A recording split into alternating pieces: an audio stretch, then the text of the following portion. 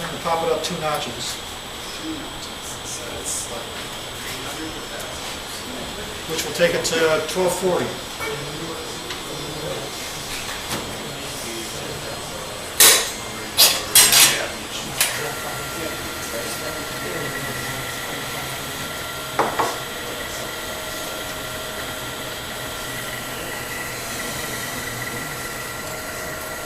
Now, I have tried to do this without first putting something called a drawbar in there. Every time I've done that, it'll walk out of that taper. So, it doesn't come with it, but I think it should.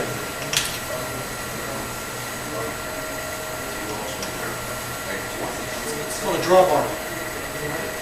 It's a... Does the wheel head come pre-tapped? Yes. Oh, okay. It's just a piece of threaded rod. I put a handle on there and it stops a little. And I put some around here so I can find that hole. Otherwise, it kind of slops around in the hole through the. I'm forever trying to find the hole. It's called a draw. So that aluminum sleeve's threaded inside and out. Pardon? The wheel system's what's it attached to? It's the number 2 It's tape. got a 1/4 inside thread on the shaft of the. It's This holder's got a taper piece, The MT2 taper in it. Gotcha. That makes sense.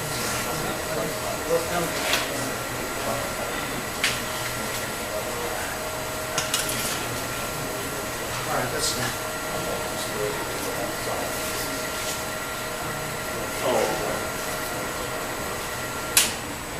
And the difference is dramatic. I had some piece I used that process that I think it was lighter on display over here, one of the meetings. And Still no wax, right? So it's just triple. right now it's just triple. And So the wax will just taken off the triple, right? well, it'll tend to clean up, but Well, you don't have that anything on that wax. I had triple in the buffing here. Just to clean off. Put down a little one too. So you had triple in both of them? Yeah. Now you can use the white diamond, but it gets too much for shine for my taste. So what are the 3 parts of the wheel system? Beal sells in a couple different ways. So one with this adapter here, and a tapered adapter, which is an additional cost of some $10–15. It sells three wheels like this of different stiffnesses. One for the triple E, which is it's just kind of a muslin, and the one with for the white diamond is alternating muslin and flannel, and the third one for the wax is all flannel, I think. So it's softer. Is there any difference in the balls? Is there any difference in the balls for the various? Yeah. It's probably much the same. Now they're not long enough, and they haven't had enough abrasive use, so they're kind of a semi-solid, I'd say. I mean, the wheels are labeled from Beal, but the balls are not. So I haven't treated it any different. I just Well, 3 balls.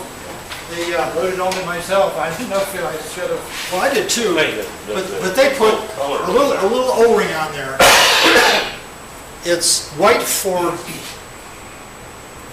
the white diamond, I think, and red for the triple E, and yellow for One is the Murphy carnival wax. right? However, they come off all too easily. This has got a little bit of glue on there because I kept on chasing it.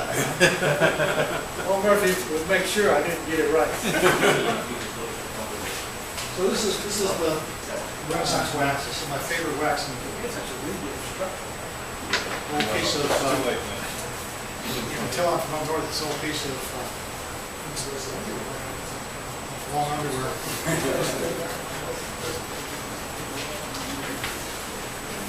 I started to tell you that I had one piece on display up here. And the lady came up and she was kind of doing this. It says, I love to touch your pieces. That made me feel good.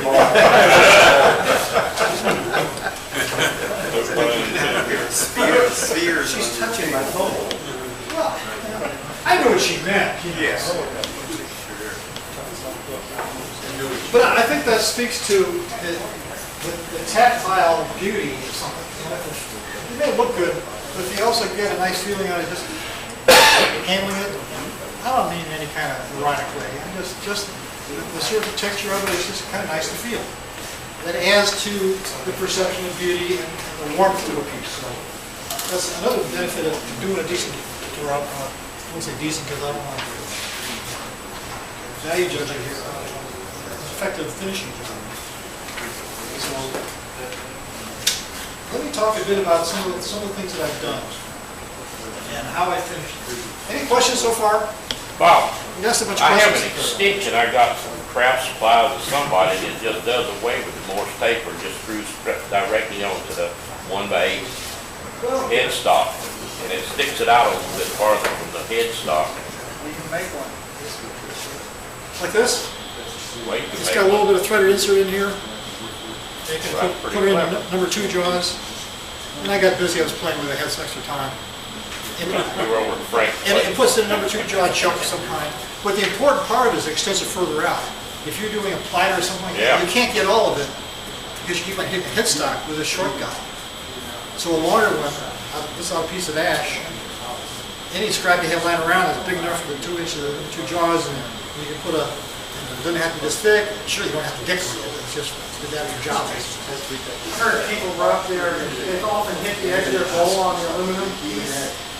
And the aluminum, you'll get a dark mark. You could, yeah. The aluminum's too soft and it'll come off. And so a lot of people like to make that wood one because if you bump the edge of the bowl, That's a good point.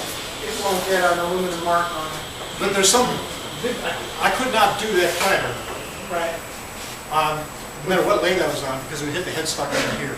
Why not just put something softer on it, like loosen felt on it or something like that to help protect it? Well, that will help protect it, but the problem isn't so much protection, it's range. You can't get, You need a 24-36. you can't get, no matter what it is, because the headstock stops here, no matter how far away from the lathe bit it is. So you can't get it all over there. So for larger pieces, bowls, platters, or whatever, you need some kind of extension. So that's why we're going to do this. I'm gonna throw out that most motors have a 5/8 shaft, like washing machine motors, power tool motors. I've got a buffer on it's an old bandsaw that was getting thrown away, I think motor rifle. And I got the 5/8 shaft adapter and the buffer on it. Well, this is made for a 5/8 inch shaft, this piece. Yeah. That's what the more paper adapter is. Yeah, it doesn't have a knockout bar, but I just took a piece of Woodturner on it, put it on I the guess I'll leave it here. and made a marker, 6-inch marker. Well, this is made to go on a 5/8 inch shaft. The drawback to that is you have one speed. With the lathe, it's very useful so you can turn this down, especially with this triple. It can be too aggressive. If you have a real fine touch, you can probably do it at 1800 RPM with no problem. But I like the convenience to be able to change that speed to match the detail of the piece I'm working on, so that if this thing is going slower, it'll conform to the contours better. So I like using the lathe. You can use your drill press too, for that matter. Beal also makes one single shaft. It goes, I guess it goes in the lathe. It's in the lathe now. Yep. The tailstock. It has all three: the triple E, the white diamond, and the Carnot wax. If you're doing a production environment, you might have to flip it and see back. That's really got to limit your range too, though. That's really got to limit your range on a big piece. Right. So No, you just pipeline. You just, yeah, wrong, you're all three in one. I got a real long good lathe that space them out so. Bob, I've found also it works good. I keep my buffing wheels in a big old freezer bag. One bag for each wheel so they don't get I think that makes sense. I've not seen that as a problem, Had these, but but it makes sense. I often wonder if I shouldn't be doing something that. real good and I don't want to mess it up. Yeah, right. You know, whatever works for you. I think it's important to be careful about things, but I haven't seen it as a problem. See, where do I list here first? Big Pearl, olive oil. This has several coats of Rocco Danish oil. I wanted to make sure that I got into the burl as deep as I could. So I probably put 5 or 10 coats of it until it was clear that I wasn't going to get any further. And then I let it wait because I wanted to make sure that oil was pure. Because I wanted to fill in some of the depressions around the burl, I used white on poly. Now, there's 2 different ways to the white on poly. I wipe it on Lathe, but I took Mike Sanford's box class with John C. Campbell in June. And he says, wipe on poly, wipe it on, and wipe it off again. You get a thinner, even coat. Many more coats, but it's thinner and it's evener. You make it that thin, you're not going to get any dust gates. So all the thing about using the sandpaper to do it, and then he takes steel wool to it.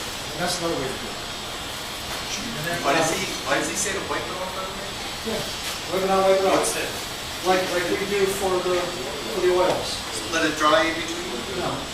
Wipe it on, immediately wipe it off. And then wipe it on another? Well, then let it dry. Oh, but And then do another coat maybe the next day or several hours later. Wipe it on, wipe it off. Use a thin, even coat. And there's some sense to that. I'm not going to do that. Did you put the wipe on there, let it dry for a couple days, then sand it, and put the wipe on? Well, I put it on, let it soak in, it soaks in like crazy. Okay. 10 minutes later, put some more on, let it soak in. I probably did that on and off for 3 or 4 hours until I was concluded that it soaked up as much as it was going to. And then let it sit. I probably let it sit for 3 or 4 days, maybe a week, just to be sure. Because I'm not in production mode when it matters a whole lot. At least for Christmas presents, this I had to borrow back to my son. So he loves it. I know it makes you feel good, right? And then you put the 1 coat of wipe on poly. Put 2 coats of white on poly. And then I did the sand, steel wool, the buff, and the wax. Had I done it with the white diamond, it had a lot more sheen. More than I want, so I did it. You only found the wax on the rub on? Yeah. Did you find the sand buffet on? If I use the wheel, I'd be buffing it out and turn out the wax. But I fall in love with the Renaissance wax, so that's what I In do. your note, when you say wax, put it on with it. In your note where you have wax, Yeah. you're putting that on with your hand. So, take top and hand. Not unbladed. There's a lot of disadvantage on the blade because you don't have any full. You can scroll around, do it a couple more times, make sure you have it covered, and then you immediately can wipe it off with this. Whereas with the paste waxes, you let it set a while. And I don't know how long to let it set before it's too dry, it's hard to get off. So, so what items do you wax on? Any harder woods? this is waxing. Wax on the rest. And we'll get this later. Let me talk a little about the ebonized ash. This I did at Mike's class. It's nice coarse grain wood, and it's intended to be with the ebonized wood is a dye, black dye. It's a Valence dye. This is brown. You use it black. It's the same brand, I'm sure. I took it to about 400. Now, I learned the hard way that you have to be careful with the sanding. If you deal with old sandpaper, it'll burnish it. You want to cut it, you want to cut the surface, get it down to the level that you want, so the scratch is small enough, but you don't want to push those fibers over. Because the first time I tried this one, I had spots where the dye didn't take. Because I burnished the edge of the fibers over, it wasn't taking.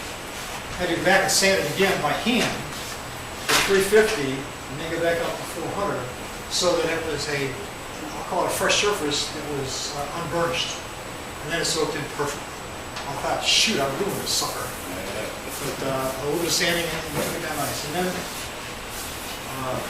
you let it dry. I kind of burnished a little bit with nothing more than a towel. And then you spread the lining wax on. After you darken it with the Yeah. dye. Oh, I thought the wax went on first. No, no. Because you don't want to muddy up with dye the wax.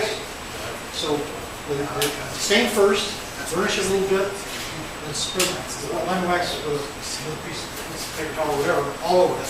You use your fingers if you want, it's plenty safe. All over it, looks like that. What is lemon wax? It's a wax with probably something like titanium dioxide or some kind of a white pigment in it. So it's probably, I'm not sure what the base of it is. Could be something more than the same thing that they put in paste waxes. Could be live. Is it? Yeah, that's what that would be my question. Is Well, it it may have been live at one time. I don't know what's in it. It's called lining wax though. You can buy it with and so forth. It tends to be a bit expensive. It's like $10, $20 of one of those spot can thingies. But you don't use a whole lot of it. Then you take it all, as much as you can off the paper towel, there'll be residue there. And then take paste wax on the paper towel, rub all over the paste wax, and that takes the rest of it off. Wax on wax takes wax off. It dissolves it well and takes it off rather than smearing it on the paper towel. And then I did a light buff with the white diamond. But a little light, because I don't want to take any of this, I don't want to cut through any of that stain. And that's the result. I think it's very dramatic. It is, we tried it with other woods. I haven't tried other woods, but any open grain wood would do. Maybe oak. You probably wouldn't do a thing on cherry. Right, cherry and maple. They might do something on walnut. That's more of an open grain wood, but it'd be kind of spread out as opposed to streaks here. The drama is in the bands of black and white, whereas something that doesn't have that kind of characteristic, it wouldn't show up nearly as well. So. Right.